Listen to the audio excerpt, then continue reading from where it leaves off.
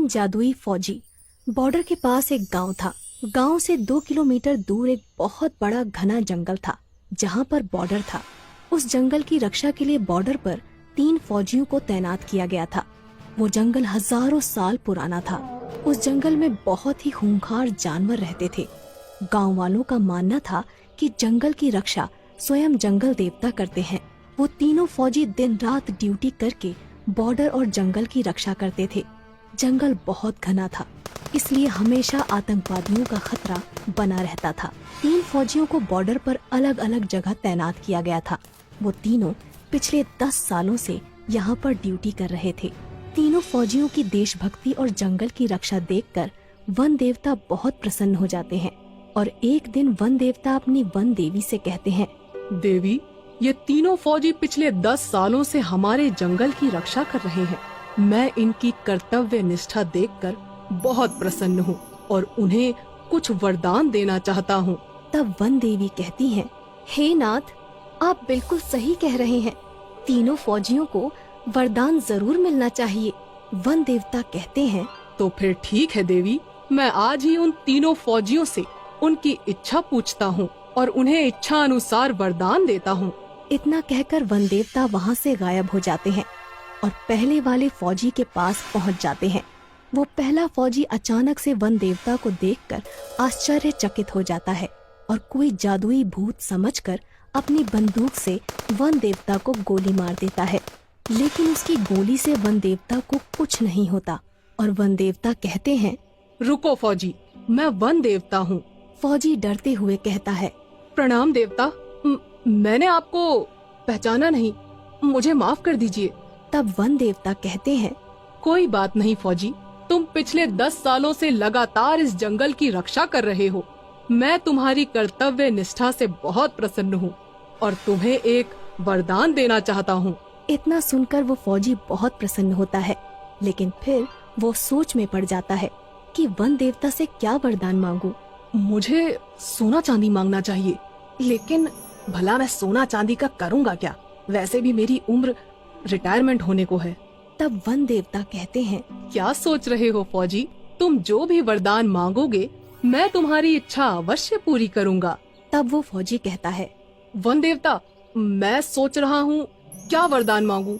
तब वन देवता कहते हैं, मुझे कोई जल्दी नहीं है, तुम चाहो तो अच्छी तरह से सोचकर वरदान मांग सकते हो। तब तक के लिए मैं चलता हूँ। इतना कहकर वन देवता अंतर ध्यान हो जाते हैं। वन देवता के जाते ही वो फौजी लगातार सोच में पड़ जाता है कि उसे क्या वरदान मांगना चाहिए। वो अपने मन में सोचता है, मेरे पास भगवान का दिया हुआ सब कुछ है। एक अच्छी बीवी है, 2 बाल बच्चे हैं और सभी की जिंदगी खुशी खुशी गुजर रही है। मुझे अपनी देश की रक्षा के लिए कुछ मांगना चाहिए। वो पहला फौजी काफी देर तक सोच विचार करने के बाद वन देवता को पुकारता है।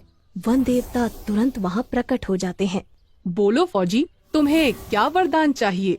तब वो फौजी कहता है, वन देवता जी, मेरे पास सब कुछ है, लेकिन आप मुझे एक जादुई बंदूक प्रदान करें। उस बंदूक से मैं जो कुछ भी मांगू मेरी वो इच्छा पूरी हो जाए। इसके बाद वन देवता कहते हैं, जैसी तुम्हारी इच्छा, मैं तुम्हें एक जादुई बंदूक प्रदान करता हूँ। इस बंदूक की मदद से तुम कुछ भी कर सकते हो। इसके बाद वन देवता उस फौजी को एक जादुई बंदूक प्रदान करते हैं और वहाँ से गायब हो जाते हैं।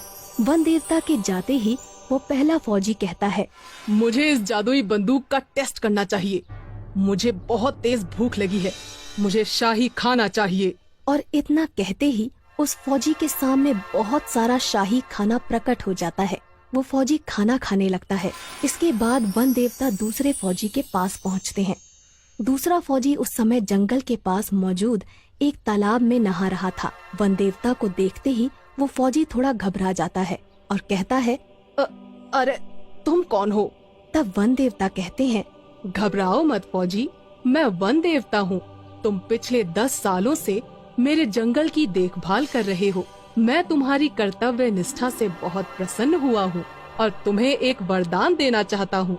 तब वो दूसरा फौजी पानी से बाहर आता है और वन देवता को प्रणाम करते हुए कहता है, प्रणाम वन देवता, मेरे पास एक अच्छी नौकरी है, घर परिवार है, धन संपत्ति भी है। लेकिन मैं बहुत बूढ़ा हो गया हूँ, इसलिए मेरे शरीर में अब वो ताकत नहीं रही।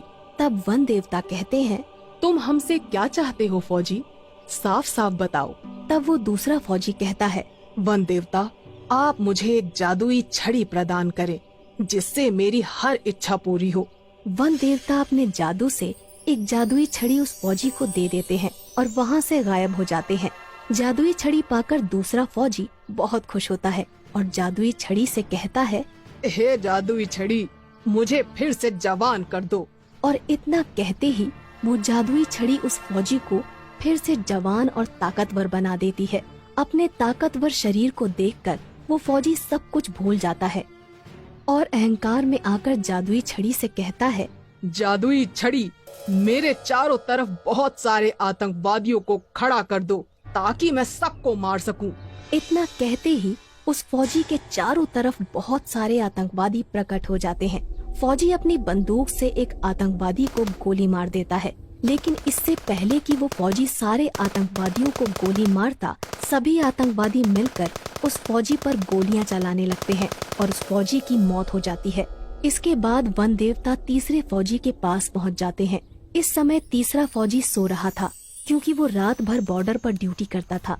वन देवता उस तीसरे फौजी के सपने में आते हैं और कहते हैं, उठो फौजी, कुछ लोग जंगल में पेड़ काट रहे हैं, जाओ और जाकर उनको रोको। इतना सुनते ही वो तीसरा फौजी अचानक नींद से जाग जाता है, लेकिन उसे अपने आसपास कोई नहीं दिखाई देता। वो कहता है, कहीं मेरा सपना सच तो नहीं था, मुझे जंगल में जाकर देखना चाहिए। वो फौजी तुरंत अपनी बंदूक उठाकर अपने इलाके में छानबीन करने के लिए जंगल में निकल पड़ता है। तभी उसे सामने दो लोग पेड़ काटते हुए दिखाई देते हैं। फौजी चिल्लाकर कहता है, कौन हो तुम लोग और इस जंगल में आने की हिम्मत कैसे हुई? फौजी दौड़कर उन दोनों को पकड़ लेता है और कहता है, अगर आज के बाद तुम लोग इस जंगल में दिखाई दिए तो मैं तुम्हें पुलिस के हवाले कर दूंगा। इसके बाद वो दोनों आदमी वहाँ से भाग जाते हैं। तभी अचानक वन देवता वहाँ प्रकट हो जाते हैं। वाह फौजी वाह, तुम्हारी वजह से ये जंगल सुरक्षित है। मैं वन देवता हूँ और तुम्हारी कर्तव्य निष्ठा देखकर मैं तुम्हें एक वरदान देना चाहता हूँ। मांगो फौजी, तुम क्या मांगना चाहते हो? तीसरा फौजी थोड़ा सोच विचार करके वन देवता से कहता है, वन देवता, मैं जब भी अपनी वर्दी पहनकर बॉर्डर पे जाऊं तो मुझे कोई देख ना पाए। मैं अपनी वर्दी पहनकर गायब हो जाऊं। तब वन देवता कहते हैं, एक बार और सोच लो वत्स, तुम चाहो तो कुछ और भी मांग सकते हो।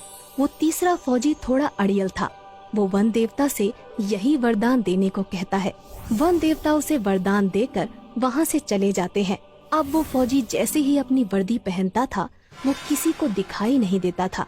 तभी जंगल में वहाँ आतंकवादी आ जाते हैं, जो दूसरे फौजी ने जादुई छड़ी की मदद से प्रकट किए थे, और फौजी उन्हें देख लेता है। पर वो फौजी किसी को दिखाई नहीं देता क्योंकि उसने अपनी वर्दी पहन रखी थी। फौजी अपनी बंदूक उठाता है और एक एक करके सारे आतंकवादियों को मार देता है।